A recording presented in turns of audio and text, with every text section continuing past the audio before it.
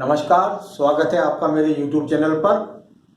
तो मैं आपको एक अलग ही प्रकार का एक वास्तु के बारे में बहुत ही जरूरी विषय है उसके बारे में बताने जा रहा हूँ।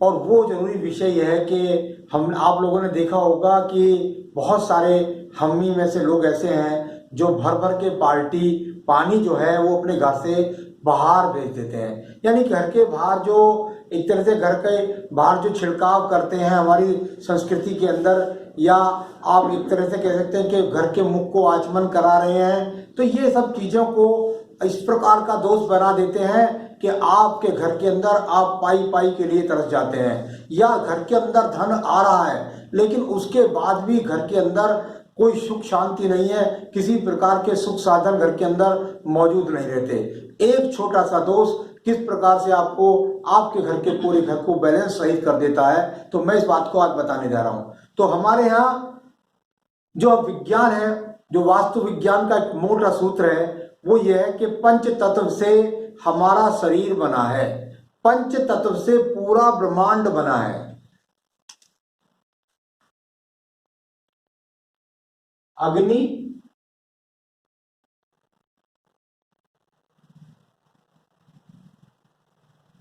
पृथ्वी,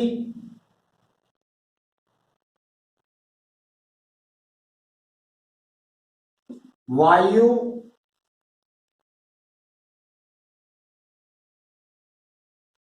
जल और आकाश। जब से व्यक्ति का जीवन इस पृथ्वी पर शुरू होता है, इन पंच तत्व से व्यक्ति को गुजरना पड़ता है। पंच तत्व का बैलेंस जिस व्यक्ति के जीवन में नहीं है, वो अपने जीवन के अंदर शरीर से फिट नहीं रहेगा। सबसे पहला सूत्र है, आप पूरा जीवन अपना पूरा दिन सुबह से शाम तक एसी में व्यक्त करते हैं, धूप के साथ में आपका कोई स्पर्श नहीं है, जल के साथ आपका कोई स्पर्श नहीं है, अग्नि के साथ यानी कि मैंने जो बताया सूर्य प्रकाश के बारे में, यहां पृथ्वी से यानी जमीन पर चलते नहीं हैं, साथ ही साथ ऑक्सीजन बेहतरीन नहीं लेते हैं, अच्छी वायु आपके प्राणों को नहीं मिलती है, और जल का जो पीना है वो आपका बहुत ही ज्यादा बिल्कुल इस प्रकार का हो गया है कि आप पानी पूरे दिन में पीते ही नहीं है, साथ ही साथ वायुमंडल, आकाश। तो कुल मिलाकर के पांच तत्व का अगर आपके जीवन में बैलेंस नहीं है तो आपका जीवन निरर्थक हो जाएगा। यही चीज, यही सूत्र हमारे वास्तु विज्ञान में हमारे मकानों से भी संबंधित मानी जाती है। हमारे जो मकान थे पहले बनते थे, उनके अंदर एक बहुत बड़ा चौक मकानों के बीच में बनाया जाता था। तो उस मकान के बनाने के कारण घर के अंदर सारे इन तत्वों की मौजूदगी रहती थी। आने वाले विज्ञान में, आज के विज्ञान में जो मल्टी स्टोरीज बनी है, उनके अंदर भी हमारे इंजीनियरों ने इस बात का ध्यान रखा है, और वो भी बिल्कुल इस प्रकार से बनाते हैं कि वहां रोशनी भी पूरी तरीके से जाती है। वहां पर बिल्कुल, जब मैं यहाँ अग्नि की बात करता हूँ, सूर्य की रोशनी भी आती है, बिल्कुल वायुमंडल भी दिखलाई देता है, और बिल्कुल ऑक्सीजन, जल, आकाश सब चीज उनको पूरी मिलती है। तो यहाँ कुल मिलाकर के बैलेंस, जिस भी चीज का बिगड़ा, मकान खत्म, आदमी खत्म। अब हमारे जो लोग, मैं विषय पर आता हूं, मुख्य विषय पर, कि घर के बाहर जल का छिड़काव किस प्रकार का करना चाहिए। हमारे विज्ञान में हमारे घरों के बाहर आज तक भी घरों के बाहर ईश्वर की मूर्ति लगाई जाती है। यानी कोई राम जी की लगाता है, कोई हनुमान जी की लगाता है, कोई माता रानी की लगाता है, या कोई बजरंग बली की लगाता है, किसी की लगाता है, मूर्ति लगाता है घर के बाहर। ये शुभ चिन्ह होता है जो विपदाओं से बचाता है। साथ ही साथ सुबह के समय उठ करके अपने घर में प्रातः काल उठ करके लोग जल लेते हैं, और जल लेकर के उस मूर्ति का भी थोड़ा सा एक तरह से कह दीजिए आचमन कर देते हैं। कुछ दरवाजे पर छिड़कते हैं, कुछ दरवाजे के बाहर।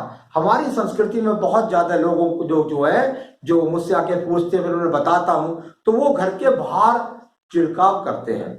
घर के बाहर छिड़काव करना बहुत ही पॉजिटिव काम है।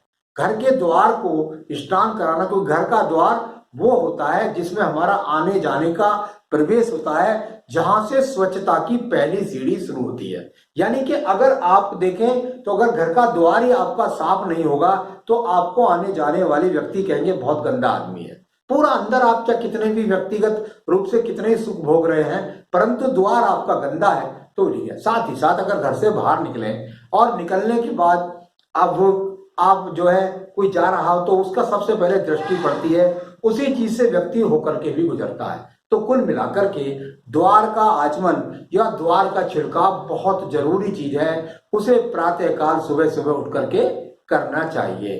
तो ये जब जल का छिड़काव करें तो किस प्रकार से करें, इसको बहुत विशेष ध्यान रखें। एक लोटा ले, आप गिलास भी ले सकते हैं, आपकी सामर्थ्य के अनुसार आप केवल इतना भर जल उसमें लीजिए जिसको आप बड़ी सहजता से उठा सकें। उसके बाद आपको कोई मंत्र नहीं आता है कि मैं ओम जो शांति अंतरिक्षं शांति, कुछ भी नहीं आता मान लिया, तो आप सीधा सीधा भगवान का नाम लेकर के ओम नमो भगवते वासुदेवाय कहें, ओम नमो नारायणाय कहें, श्री राम जय राम कहें, राधा कृष्णाय नमः कहें, कुछ भी कहें, भगवान का नाम लेकर के आप जो है जल का जो छिड़काव है वो या गायत्री मंत्र का जाप करके भी आप मकान के चौखट की आप शुद्धि कर सकते हैं।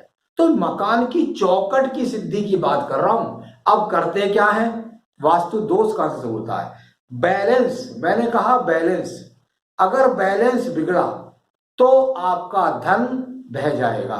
करते क्या है, पानी लिया, द्रव्य, द्रव्य पानी, द्रव्य का मतलब धन, धन का बहुत ज्यादा संबंध है आपका जहां जल के साथ।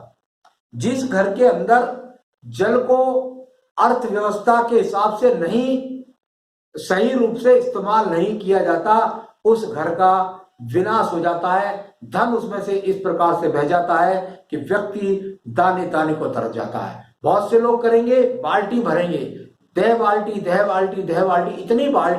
इतनी बाल्टी का पानी बहा देंगे, या क्या करेंगे कि आजकल तो लिया है और नई नई टेक्नोलॉजी चल गई है, तो उसमें पानी की टंकी से पाइप लिया और पूरा पानी का आपने बर्बाद कर दिया।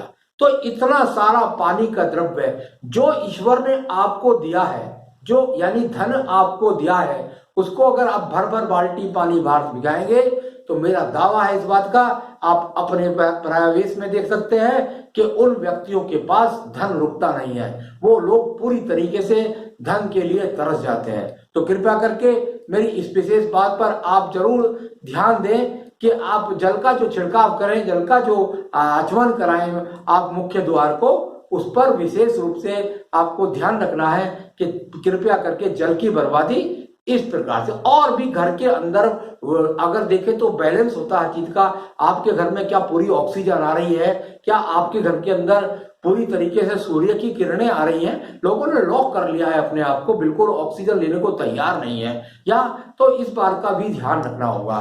तो कुल मिलाकर वो बैलेंस है आपकी बॉडी के लिए, तो ये द्रव्य है, ये पानी है आपके पास धन के लिए। तो बिल्कुल भी आप किसी भी प्रकार से धन की बर्बादी ना करें और अपने जीवन के सुख को बढ़ाएं, बस उसका छिड़काव मत करें, यही आपको ध्यान रखना है। आगे भी मैं अन्य विषयों को लेकर के आपको जानकारियों से अवगत कराता रहूंगा, तब तक आप मेरे साथ जुड़े रहें। नमस्कार।